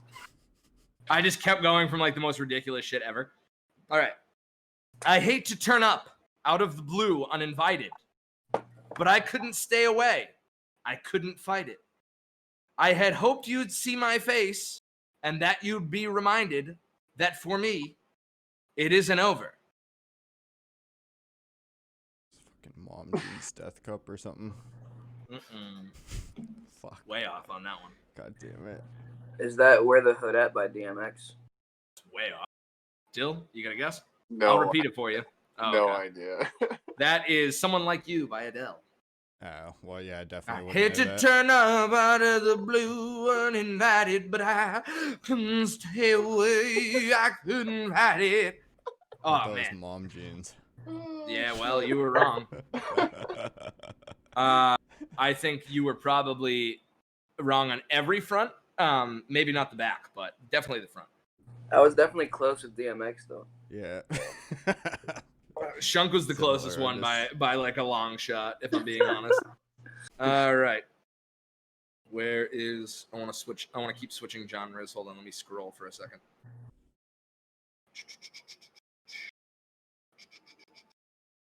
Oh. Did I not write this one down? Oh no, I did. Okay. All right. Faux shizzle, my nizzle, used to dribble down in VA. Was Urbanum in the home of the Terrapins? Got it dirt cheap for them. Plus, if they were short with cheese, I would work with them. Bro, it's gotta be Snoop, but he's right. Oh, that's Not Snoop. It's not Snoop, dude. No. Oh my god. Okay. That's that H to the Izzo, right? By Jay-Z. Oh my god! Is that the name of the song? God. I don't think No, it's called. The song is called Izzo. Izzo, okay, yeah. He's close. I figured Izzo, you would nice. know it because they had a Linkin Park mashup. Fuck yeah. Yep, I do know it. Yep. For sure. I knew as soon That as you actually said is another week of Shunk domination in the lyrics game. that was the closest all right. I ever got. So we were close to this kind of shit last week or 2 weeks ago. No, 2 weeks ago, I think. We were naming Grammy Awards in some facet or the other. What I want to do this week as the second game that we have, before we begin, everybody take a sipski. Big fat sipski, if you will. What I'm going to do is I'm going to name an album that won Grammy for Album of the Year, and you need to tell me what year it was. Does that make sense? I lost. Huh? I lost. What do you mean? You would? I mean, I'm not gonna pick albums. You're not gonna fucking have any idea what they are. Oh. You're just gonna make a good chance on a guess. All right, we have to start. Let me. Oh shit, this is like very. I never difficult to pay scroll out attention on. to the year of an album ever. That's what I'm saying, dude. That's kind of like the best part though, because you'll know the album, but you won't know what year it was. All right, well, I want to see you drinking just as much. Oh, I will. You know I will. That's not even a problem. 2003. We're talking about Grammy-winning albums or something? Yep. Oh my god, I did it backwards. I'm supposed to say the name. And you I said, was gonna say that. That's hilarious. That makes it same that was Outkast. Speaker Box, The Love Below. Wow. Just Yeah, so we're should've just so got we're that clear. with 2003. Yeah, you would have if you were cool. All right. All right. Clearly, I have to not say the actual year that they came out. That would be a good one, I think. Mm-hmm. All right. Other side Moving of the on. popsicle, dude. Ooh, you got what? Oh, you got a popsicle. Read the other side of the popsicle. Oh, that's funny. You're a funny guy. All right. On the next one, we have how to dismantle an atomic bomb. YouTube. 2002. Oh, so close. No. Okay, 2004. Oh, Chunky again! God damn it, dude. My God, the kid's an animal. Do I All drink now? All right. Mm-hmm. I'm drinking with you, dude. I'm drinking with you. I'm getting more and more drunk as time goes on. Don't you worry. Fearless, Taylor Swift. 2015. 2011. Nope. 2008. Mm-mm. Can we get multiple guesses or no? No, you and Dylan. I mean, you and Lee already went. Chunk, you're the only one with the guess left. No, I said 2015. Oh, okay. It was 2010. Everybody drink. Go fuck yourself. Thank you. Appreciate you. 21 by Adele. 2021. 2009. 2011. What'd you say, Lee? I said 2021. I Oh, was joking. It's a no. joke. It's a joke. Everybody dude. drink. God What damn was Wait, it? what year was it? It was 2012. Oh. Fuck this game, dude. You're getting mathered, dude. Babel, Mumford and Sons. Don't even know it. What? You don't know who Mumford and Sons is? No, I There we listened to the Lumineers, which is basically Diet Mumford and Sons. Speak from your heart, young man. You know you'll never have to speak again. This gotta be like 2011. Nope. Seriously? Dylan, you got a guess? Let's go 2007. Chunk, you got any guess? 2009. That was 2013. Oh, I was close, dude. Why didn't you You say were close close. that time? Well, because I was trying to avoid that, if I'm being honest with you. Random Access Memories, Daft Punk. Oh, Where the fuck was I whenever this was happening? 2013. Nope. I'm gonna go 2014. We literally just had 2013. Lee Wargo gets that one. Oh. That is one for Shunk and one for Lee Wargo. Dylan, you're gonna have to catch up on this one, buddy. Yeah. River, the Joni Letters, Herbie Hancock. Who? Are you fucking serious? You don't know who Herbie Hancock is? I know Dylan does. That's the funniest name I've ever heard, though. Seriously, that's a You're good welcome. name. Oh, Herbie Hancock?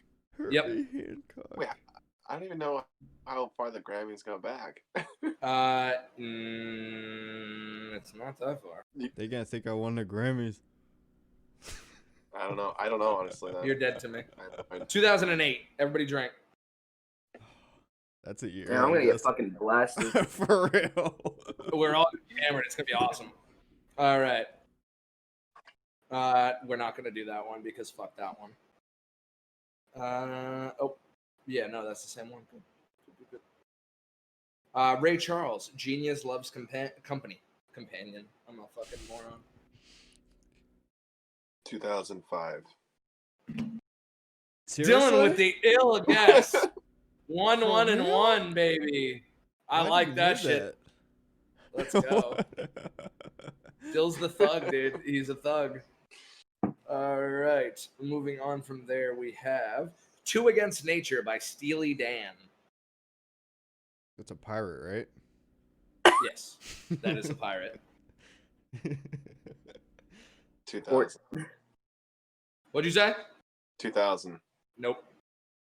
Damn. 1497. He was actually close on that one. Lee Wargo? Wait, how far is it? How far did they go back again? I didn't say anything about that. Like 1996 or something. Nope, it was 2001. Dylan was God very close. fucking damn it! Get roasted, idiots. All right. The Miseducation of Lauryn Hill. 2000. Nope. Lauryn Hill. 2006? Nope. What? 2003. 1999. Everybody drink. Why'd you say what to mine, dude? Because Lauryn Hill hasn't released an album in like 30 years. I don't fucking know. I don't listen to her. It's 2020. 23 years. Jagged Little Pill, Alanis Morissette.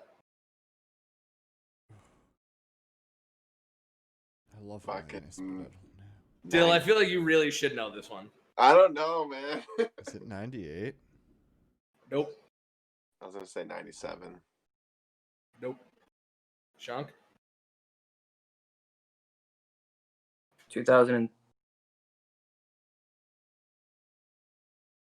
He's already 96. said no. 96. 96.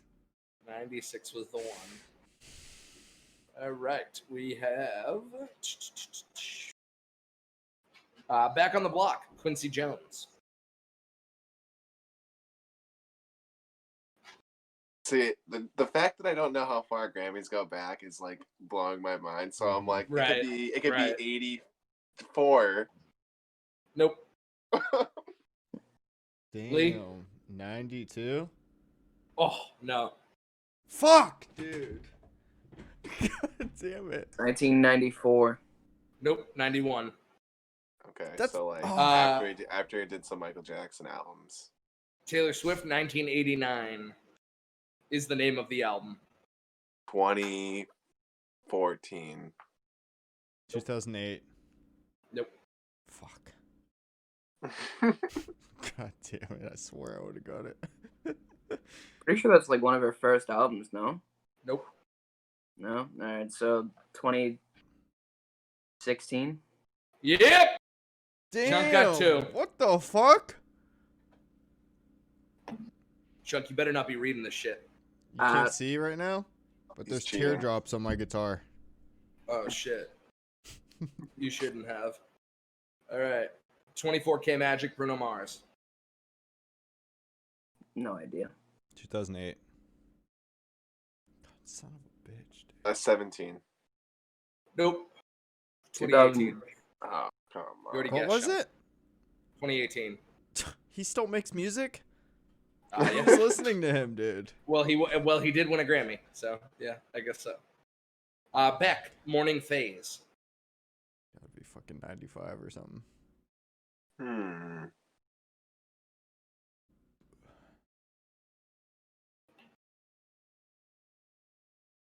I don't know. I'm just gonna drink. 2015. 2015. Okay. Back? Beck's still coming out with some shit. What we're gonna move on to now, though, just for the fuck of it, these albums did not win, but they were nominated. Channel Orange, Frank Ocean. 2015. Nope. 2011. Nope. 2017. Nope. 12. 2013. Fuck. Motherfucker. All right.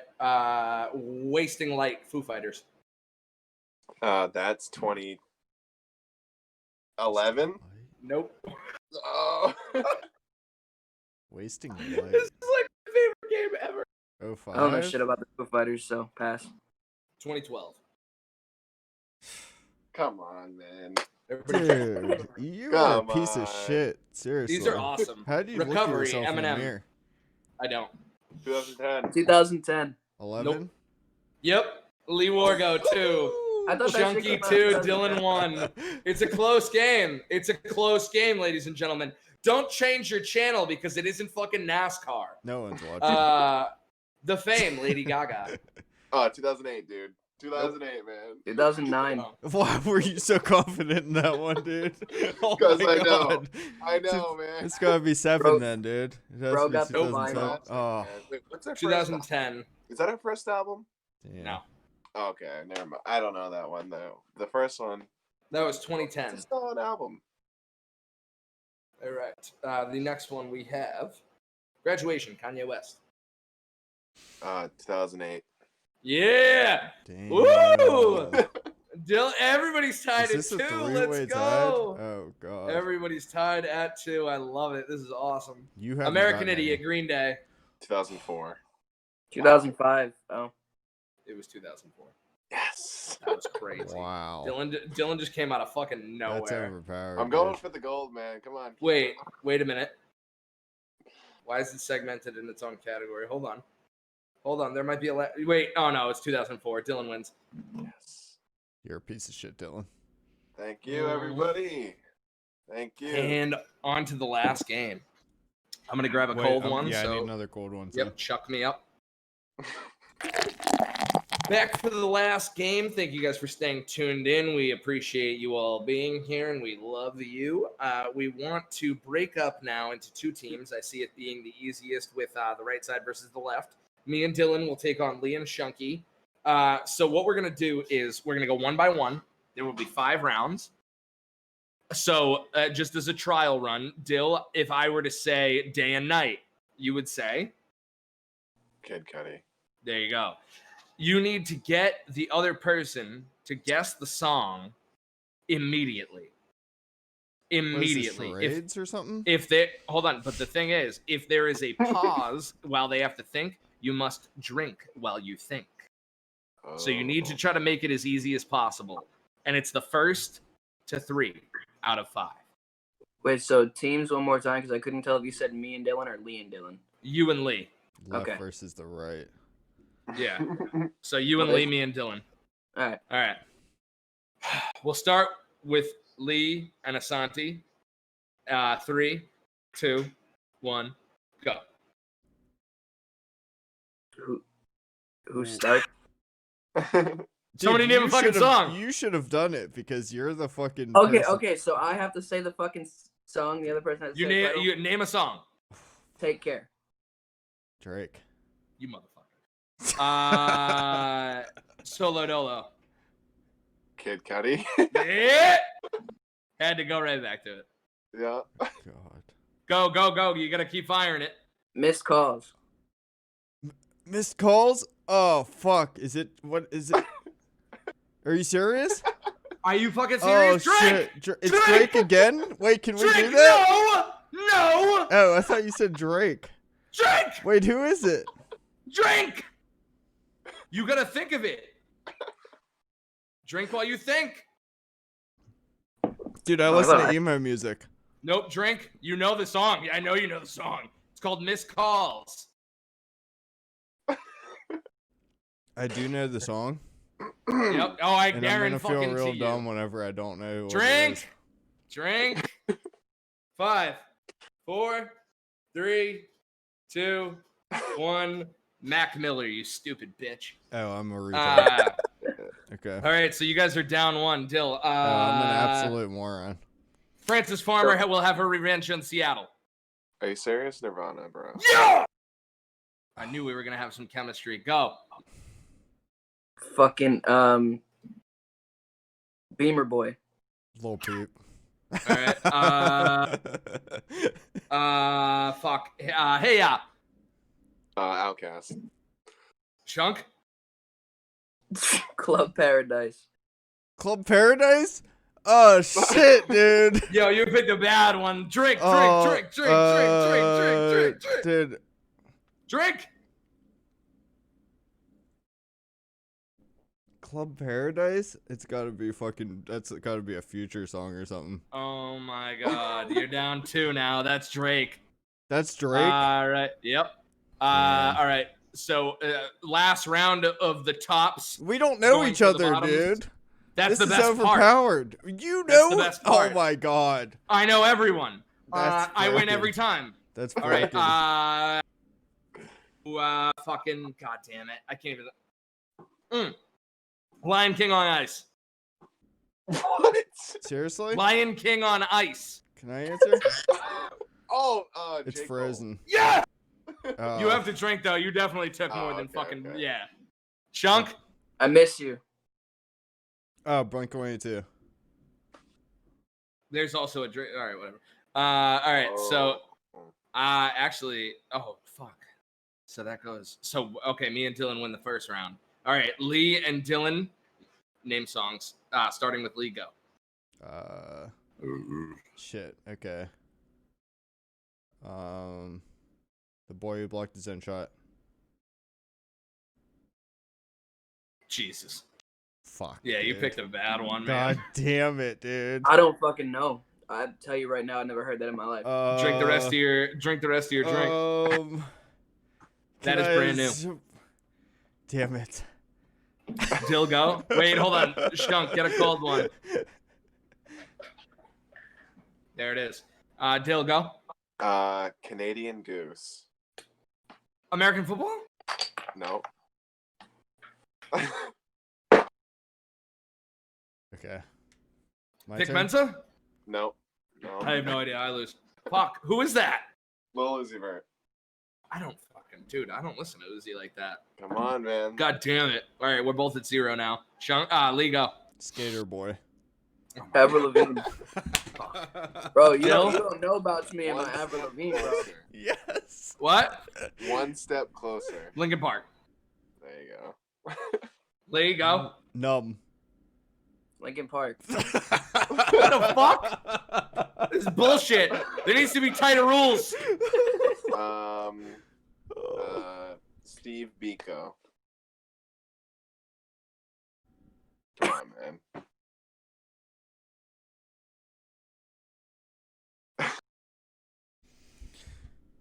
I have no fucking idea what that is. A Tribe Called Quest, bro. Come on. I don't listen to Tribe like that. Oh, well. Lee. Gold digger. God, I'm... Kanye West. Oh. They're up by 2, Dill. We need my you. All right, God. you know what? Here's some easy ones. Shape of You. Ed Sheeran. It's supposed to be easy. All right, I'll give you the easy ones, bro. Death Cup. What? Death Cup. Don't I know. mentioned it earlier. I thought he might not know what that is. Fuck. He knows what it is, but he doesn't know what it is. Brand new? No. Nope. Drink. Damn it. That is Mom Jeans. That's the only reason Dill? I said it. Yeah. Diablo. Mac Miller. We should try not to repeat. Lee, go. Okay. Fucking today was a good day. Ice Cube. Nice. Alive. Pearl Jam. No. What? What are you talking about? Alive. There's a Pearl Jam song. Yeah, there's also a bunch of other. Oh parts my that- god. This is. Oh, that's You better bullshit. keep drinking, dude. Oh my god. Cucked by your own partner, dude. That's what he gets. What a dickhead. Just lie. I don't know. I lose. Dude, Cuddy, bro. Come on.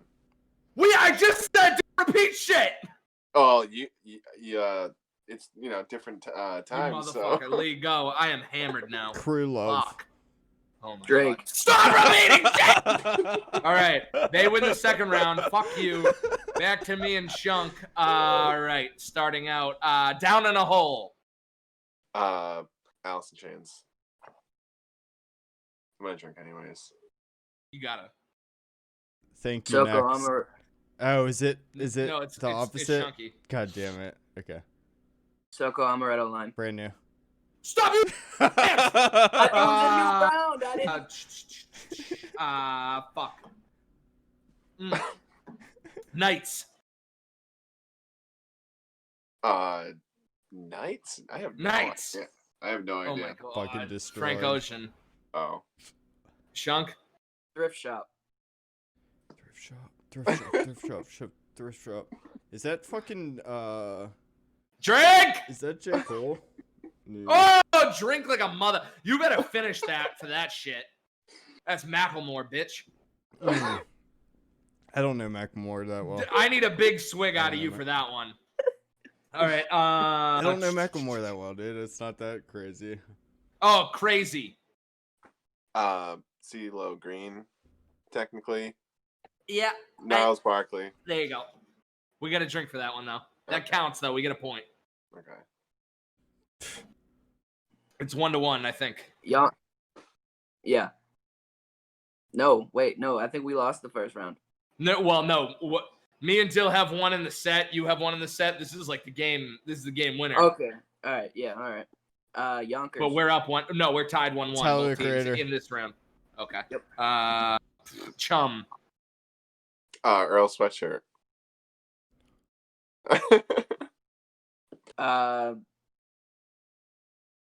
Fuck. Drink. Drink while you think. The real Slim Shady. Oh my god. Eminem. Everlong. Foo Fighters. Oh my god, I thought you weren't gonna get it. I was like worried for a second. I'm not gonna lie. Chunk. Oh boy. Workout. Oh fuck. Oh my god. Workout? Oh no. Drink. I don't know. Wow, that's J. Cole, baby. We're up 2-1 now. I We're gonna actually did think that was J. Cole, just so you know. Stairway to That was Heaven. what I was gonna guess, but your dumbass fucking cut me off, dude. Oh my! You already guessed one though. You're a cheater. You already guessed one. Stairway to Heaven. Led Zeppelin. You could have picked any Led Zeppelin song, man. Dude, I had to make sure it was. You see how this goes. I'm gonna, next round. Party Rock. All right, we'll go to 5 because this is actually really fun. Party's in the house tonight. Who the fuck sings that, dude? Who sings it? Are you fucking real, dude? Party Rock is in the... Oh no, dude. Drink. Why do I not know who it is? 5, 4, 3, 2, 1. Why do I don't know? LMFAO. Oh, god damn it. Riders on the Storm. The Doors, right Yeah, dude. there. That's overpowered, dude. Cheaters. Chunk. Oh no, wait, we win that round. All right, so we're up 2-1. So all right, Dill and Lee go. I'm Dill gonna start. Okay. The Trooper. Come on, man. Come on. Iron Maiden. Yes. Fuck, I don't know hate why this I game wanted to so say much. fucking Megadeth. I hate this game. No. Okay. Bad My guy. brain. Oh. Billie Eilish.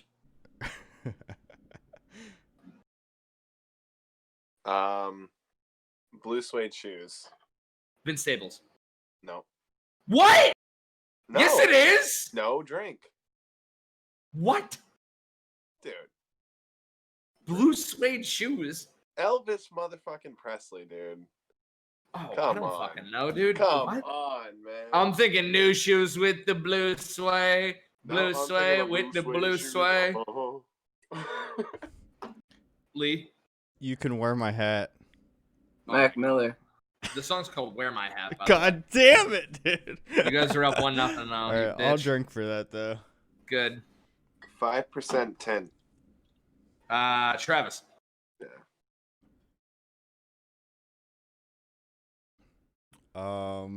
Drink. Imagine. There will be no. Oh, Wait, what is it? I might have fucked myself. Imagine. yeah, that's hilarious. I mean, you probably do. Can I, know, you've can I heard do the name. more? John Lennon? Imagine a world like Oh, that. he just said John Lennon. Wow. All right, he got it. Dill. Love Scars. Lupe? No. I have no idea. Trippy Red. Since Need you another said- cold one. Since you Pause, said love. transition. Transition? Alright, well. Bud Suds. well, okay. Fuck it. Since everyone else is. Johnny Pops, before you leave us, I need you to give me one piece of baseball trivia. Okay. Oh boy. Hang on. You gotta give me. You gotta give me something good. Okay. All right. The longest game in baseball, Oh my and god. it doesn't have to be, and it doesn't have to be the major leagues. I'll give you a hint. It's in the minor leagues. Oh, in the minor How, leagues. how many damn it. innings? How many innings? And who was one of the teams? Well, I think I know that in the majors, the longest game was what, 23 innings? No, the longest game in baseball, Yeah. and it wasn't in the major leagues. Okay. I know there was a Paw Sox game that was 31 innings. Was that Oh, it? son of a bitch! Yeah. Oh my god! Yes! I cannot Oh, I'm the believe man, you just got dude! that. Come on, Johnny Pops. Oh. Love I you, give you a dude. fist bump on that Love one. you, dude. I'll drink the Oh record. my It god. was 33 though. It was 33 innings. Was it 33? Fuck, I thought it was 31. Yeah. But I got to give you credit on that one. You own that Oh one. man, I know my baseball. I love my baseball. Hey, good to see you, man. I'll get you a good one. I hope you do. Sean, give him my number. All right. All right, cool. Good talking to you. Hey, you too. So we have to get one more round of the team names. So we're gonna go back. Wait, were we done with Lee and Dylan yet? Whose turn was it? I have no idea. I Honestly. think We it was took an my intermission turn. for you to get a cold one. Right, but it was so we were tied. Were we tied 2-2? I think so. I All think right, the we're gonna call it a last tie. This round decides it. Me and Shunk. All right. Okay.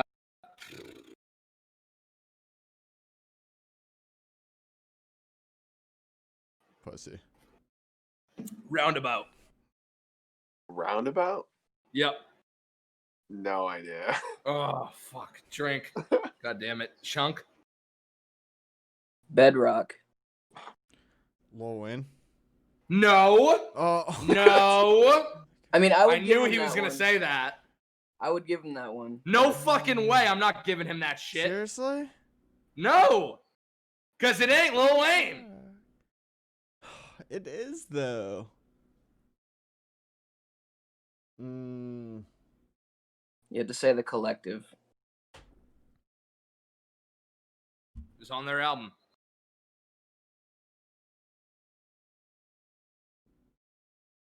It's not fucking Drake's album, is it? It's not. Nope. No. All right, you lose that one. Young. Heavenly Father. Isaiah Rashad. Yes. That's The one. only reason I know this song is because Lil Wayne. Stick Talk. It was Young Buddy's album. What is it? Stick Talk. He has no idea what that is. Oh, fuck. Son of a bitch. TikTok. Should I say another one or let this ride out?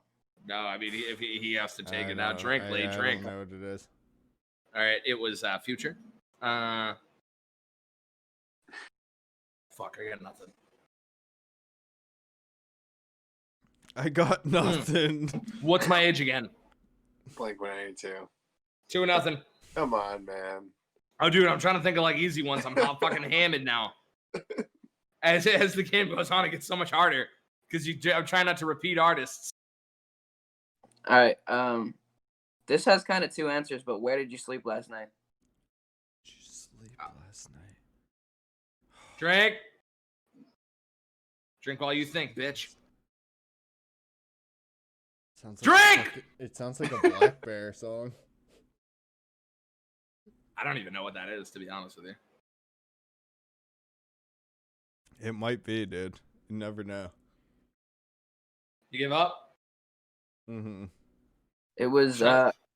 it was originally Lead Belly, but it was redone by Nirvana. Oh my god, I have no idea what that. Oh, actually, I have heard that Nirvana song. It was on Alright, the Dill. MTV Unplugged. I've heard Dill, that this is- too. Feel this is to win it. Roll in peace. Kodak Black. Yeah, that's a W. That's a W. It's a big fat W for me and Dill there. It's Came down not to the that- wire. It's not that impressive because we just like met each other on the last podcast. So Oh, come on. I'm not impressed. Fuck you. I barely know Tom. Yeah, that's true. I've never met this kid in my life. I barely know Tom. As we previously do on the podcast, what I want to do before we get into our closing statements is I want to make it an open discussion. Anybody have anything to add on to what we've already talked about? Anybody excited for anything coming up? Anybody have something that they wanted to talk about from the past month or few months, weeks, whatever? Like Good. what we talked about today. No, like any kind of music at all, whatever you want to talk about, anything that you got. Anybody listen to the new JOJI album? Of course. Mhm. Me and Lee are That shit huge was fucking JOJI fire. fans, man. I'm just like, That's almost actually a every really day. good topic. Almost We can every day, discuss this dude. one. We talked about this already on the podcast at some point, I'm What do sure, you think but about it? I love that new album. It's really good. Like his first, well, I don't know if it's technically his first, but Ballads 1 was like solid, but it had a lot really raw sound. This one's super refined, super produced, but in a good way. And his voice is just like, he does his thing in this one, but Yeah. definitely more JOJI's voice pop is very side. buttery.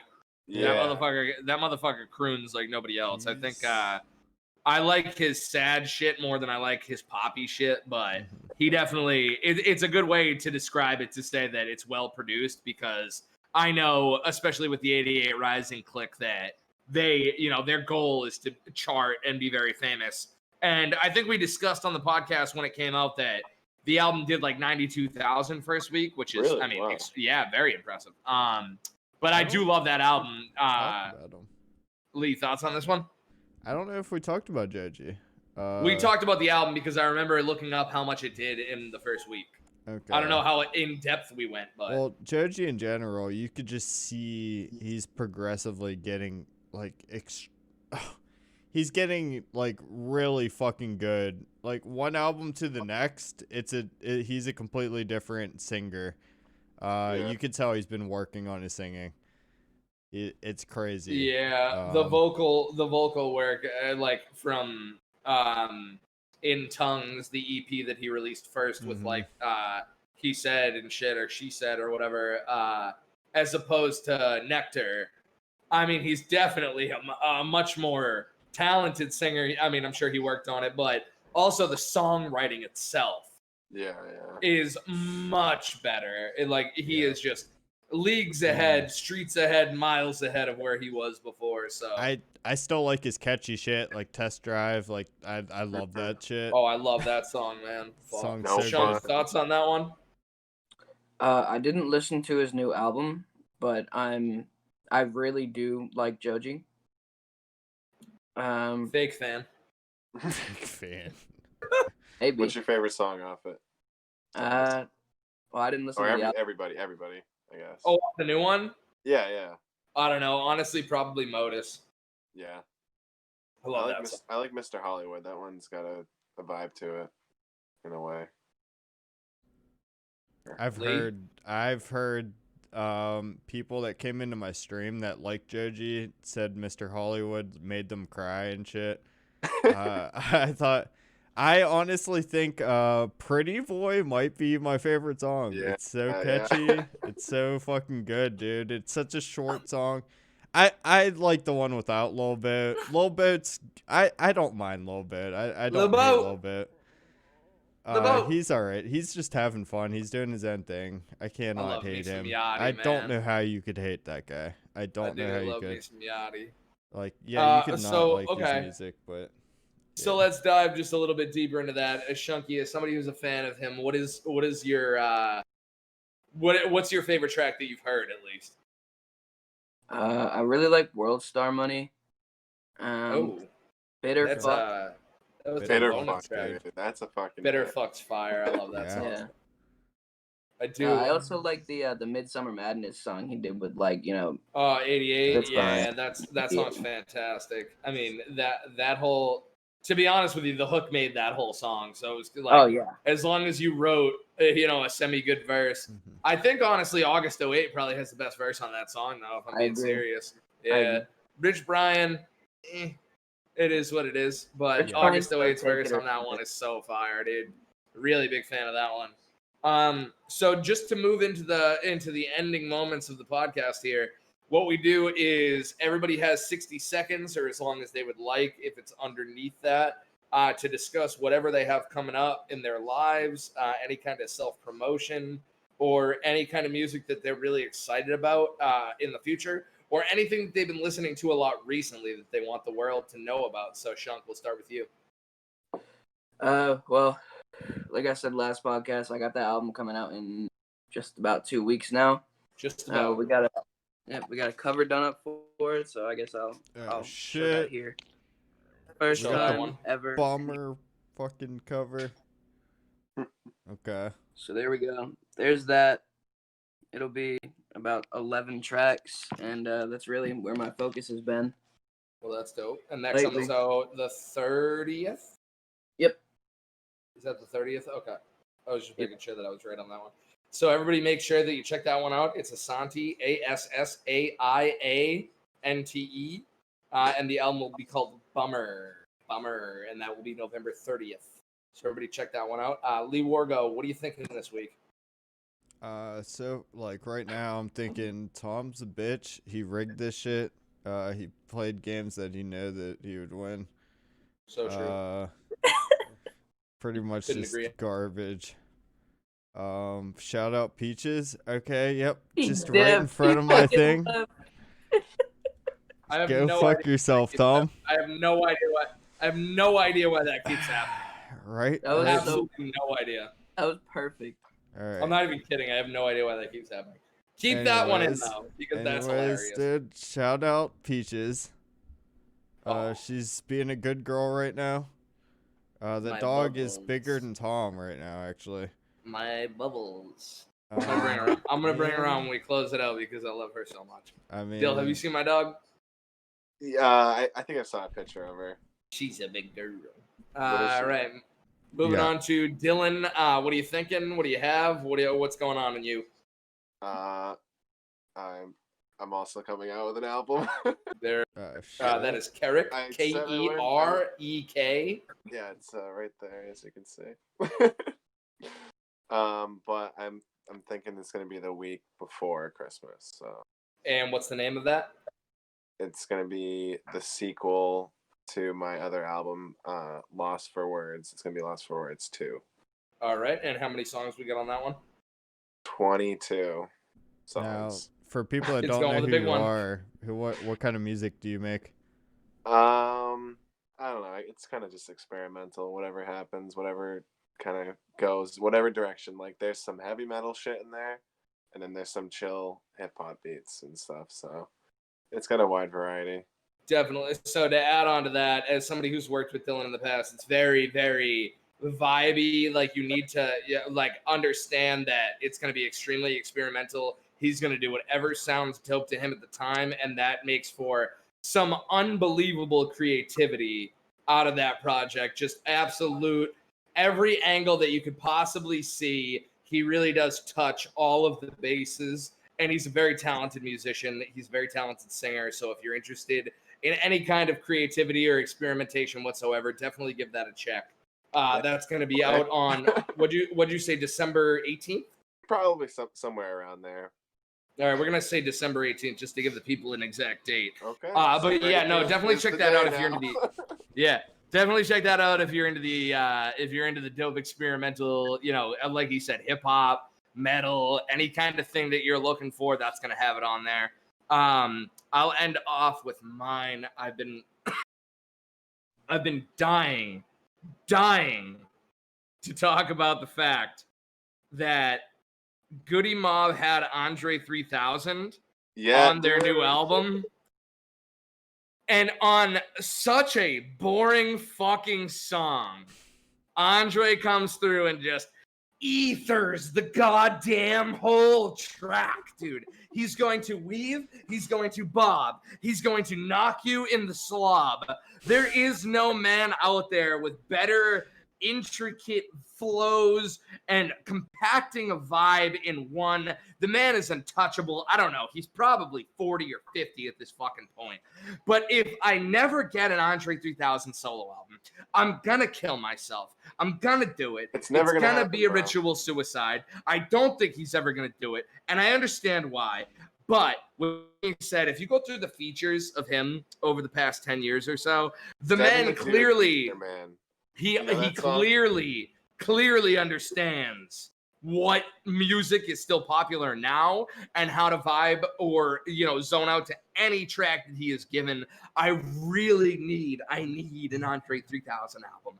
And what I would say, just to end off my segment, is really excited for the supposed Drake. I know Drake is January now, but They're still saying J. Cole's going to come out with an album this year. Hopefully Kendrick. No. Yeah, that's what they're saying within the 2020. That's hopeful. We have no idea, but I would love to see that. And just to end it off, thank you guys for joining us, and I hope you guys had a great time. This was Booze and Tunes, and we'll see you next week. Love, love. Peace. Peace out. Fuck SeaWorld! SeaWorld.